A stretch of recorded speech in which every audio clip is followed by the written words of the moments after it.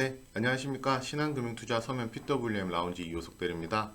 네, 오늘은 이제 바로 11월 11일 바로 내일인데요. 빼빼로데이가 아니라 MSCI 지수 반기 리뷰가 있는 날입니다. 오늘은 이제 MSCI 지수가 무엇인지, 반기 리뷰가 무엇인지, 그리고 이제 그에 따른 편입되고 편출되는 종목들은 어떤 것들이 있는지에 대해서 한번 살펴볼 시간입니다. 우선 시작하기에 앞서서 구독과 좋아요 눌러주시고요. 지금 바로 시작하겠습니다. 네, 최근 한 2주 정도부터 나왔던 기사입니다. 60억 추정하는 MSCI 지수가 재조정이 얼마 남지 않았다라는 내용이라든지, 이제 증시가 어렵기 때문에 이제 MSCI에 신규 편입되는 종목에 투자를 해보는 건 어떨지라든지, 뭐 이러한 내용들이 조금 있었는데요.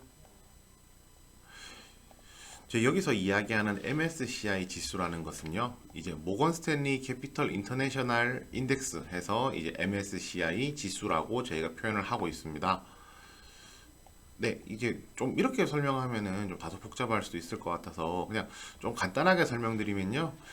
모건 스탠리가 이제 1986년에 캐피탈 인터내셔널이라는 회사를 인수를 했거든요. 그 회사에서 이제 작성해서 발표하는 뭐 각 전 세계, 그다음에 각 국가별 주가 지수라고 생각하시면 됩니다. 뭐 FSTE라고 하는 지수가 또 있어요. 파이낸셜 타임즈 관련된 지수인데 이 지수하고 더불어서 국제 금융 펀드에서 이제 탑2가 되는 가장 대표가 되는 지표라고 생각을 하시면 됩니다. 특히 이제 최초의 국제 벤치마크로 이제 특히 이제 미국계 펀드의 경우에는 한 95% 정도가 이 지수를 기준으로 운용을 하고 있거든요. 해서 아마 MSCI 관련된 지수 관련된 내용들은 이번 기회에 한번 알아놓으신다면 앞으로 이제 투자하시는데도 아니면 펀드를 매수하시는데도 장기적으로 좀 도움이 될 거라고 생각을 하고 있습니다. 우선 이제 MSCI를 지수를 따르는 펀드 규모만 이제 아까 95% 미국계가 95%라고 했는데요. 세계적으로 보게 되면은 금액만 한 3조 5천억 정도로 달하는 걸로 알려져 있거든요. 그래서 지금 여기 보시면은 지수 산출 방식이 약간 다른 것을 알 수 있습니다. 지수가 보통 저희가 코스피 200이라든지 시가총액 기준으로 편입하는 경우가 되게 많은데요.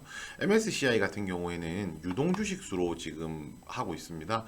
유동주식수로 하는 이유는 간단합니다. 복잡하진 않고요. 이제 시가총액 같은 경우에는 정부에서 보유한 물량이라든지 뭐 계열사 간의 상호 보유한 물량이라든지 아니면은 시장에서 아예 유통되지 않는 물량까지도 전부 포함이 되고 있기 때문에 실질적으로 그 시장에서 영향을 끼치지 않는다고 보는 거죠. 이제 끼치는지 안 끼치는지 확인할 수 없는 그런 지분들을 제외하고 이제 실제로 영향을 끼치는 것만 이제 평가를 하겠다라고 하는 내용이고요. 이렇게 유동주식 방식으로 하게 되면은 뭐 정부나 계열사 보유 지분 등이 이제 제외가 되기 때문에 실제로 매매 가능한 주식들을 기준으로 이제 그 비중을 계산을 하는 방식을 가지고 있습니다. 그리고 이제 제가 반기 리뷰라고 말씀드렸었는데요. 1년에 총 4번 리뷰를 하거든요. 이제 2월, 8월, 그 다음에 5월, 11월인데 이제 2월, 8월은 저희가 분기 리뷰라고 부르고요. 그 다음에 5월, 11월은 반기 리뷰로 부르고 있습니다. 이번 11월에 이제 반기 리뷰에 그 재조정돼서 편입되거나 편출되는 종목들은요, 12월 1일에 정식으로 반영이 될 예정에 있고요. 지금 최근에 이제 그 부분도 좀 생각을 해야 되거든요. 저희가 3월 15일까지 국내에서 공매도가 금지가 되어 있잖아요.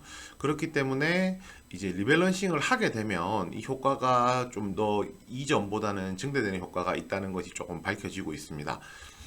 그 이유는 뭐냐면요. 일반적으로 외국인이나 사모펀드들이 지수 발표 이후에 이제 편입했던 것들을 이제 발표가 된 이후에 공매도를 통해서 이제 차익 실현하는 전략들을 많이 보여왔었거든요.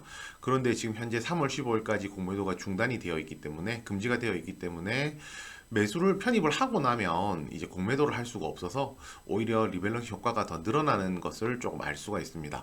실제로 이제 지수에 편입되고 나면 한 그 후 2개월간은 상승하는 모양새를 계속 보여왔는데요. 이 부분도 뒤쪽에 한 번 더 설명드리겠습니다. 네, 다음으로 넘어가서요. 현재 MSCI는 시장을 총 세 가지 정도로 분류를 하고 있습니다. 선진시장, 신흥시장, 프론티어 시장 총 세 가지로 나누어지는데요. 우리나라 같은 경우에는 신흥시장에 포함이 되어 있습니다. 보통 저희가 FST라든지 다른 뭐 다우존스라든지 이런 지수들에는 선진 시장으로 되어 있거든요. 그렇지만 MSCI에서는 신흥 시장으로 되어 있는데요. 뭐 이 이유는 이제 MSCI 쪽에서 선진국 지수 편입을 하려고 하면 조건으로 역의 원화 시장 개설을 해야 된다라는 내용이 있었거든요. 그렇지만 우리나라 입장에서는 뭐 소규모 개방 경제국인데 역의 원화 시장을 개설하는 것 자체가 조금 더 힘들다고 판단을 해서 이제 휘낭 시장으로 그대로 남아 있다라고 생각하시면 됩니다. 뭐 이제 우리나라가 뭐 MSCI 기준에서는 그렇기 때문에 기준에 맞지 않아서 지금 신흥 시장으로 분류가 되는 거고요. 그 외에 다른 지수들에서는 이제 선진 시장으로 분류되는 곳도 있습니다. 그리고 보시면은 이제 뭐 선진 시장은 미국이 대표적일 거고요. 뭐 알고 있는 뭐 일본 등이 있습니다. 그리고 신흥 시장은 대표적으로 한국, 중국, 대만이 있고요. 이 구체적인 비율에 대해서는 제가 바로 뒤에서 뒷장에서 바로 설명드릴 건데요. 보시면은 이제 MS 선진국부터 먼저 보겠습니다. 선진국 기준으로 했을 때는 미국이 거의 한 60% 가까운 비중을 차지하고 있습니다. 굉장히 비중이 큰 편이죠. 그래서 차트로 보았을 때 MSCI 선진국 지수하고 그 미국 주식 차트하고 거의 유사한 움직임을 보이는 것을 알 수가 있습니다. 그 다음으로는 뭐 일본이 많고요, 뭐 영국 등이 있는데 어찌됐건 간에 이제 미국 지수에 거의 크게 좌우된다는 것을 알 수가 있고요. 그 다음으로 이제 중국 같은 경우에는 이제 표가 조금 가려졌는데요. 이쪽이 2019년, 이쪽이 2020년이다. 2020년 기준으로 중국이 이제 신흥 시장에서 신흥 지수에서 이제 40%를 차지하고 있고요. 두 번째로 대만, 그 다음으로 한국, 우리나라가 포함이 되어 있습니다.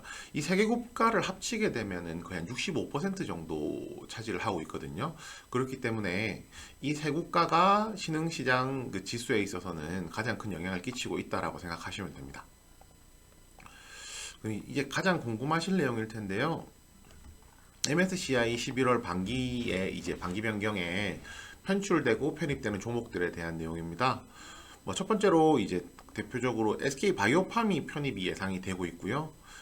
그 다음에 잠시만요. SK 바이오팜이 편입이 예상이 되고 있고요. 그 다음 SK 케미칼, 두산중공업, 제넥신, 한미사이언스가 확률이 높을 것으로 예상이 되고 있습니다.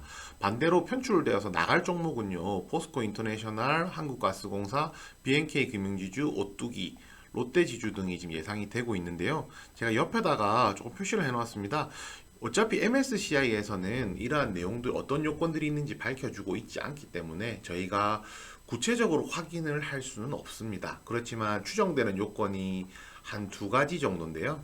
시가총액이 한 3조 4천억 원 이상 되는 규모 중에서 그 아까 말씀드렸던 유동지수라고 말씀드렸었죠. 유통 물량이 한 15% 이상 되는 종목이 선정되지 않을까 하는 추정을 하고 있습니다.